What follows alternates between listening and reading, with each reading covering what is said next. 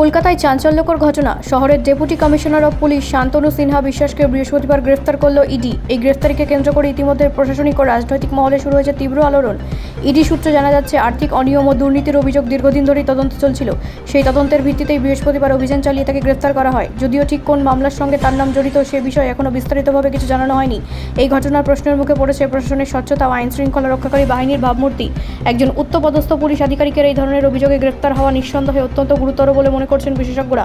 অন্যদিকে রাজনৈতিক মহলেও শুরু হয়েছে চাপানোত্তর। বিরোধী দলগুলির অভিযোগ, রাজ্যে দুর্নীতি ক্রমশ বাড়ছে এবং প্রশাসনের উচ্চস্তরে তার প্রভাবও পড়ছে। যদিও শাসক দলের পক্ষ থেকে এখনও এই বিষয়ে আনুষ্ঠানিক প্রতিক্রিয়া সামনে আসেনি।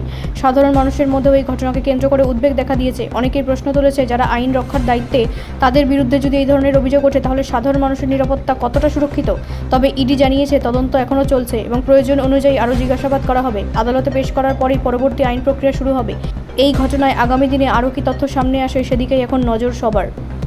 ব্যুরো রিপোর্ট, রাষ্ট্রীয় প্রসার বাংলা।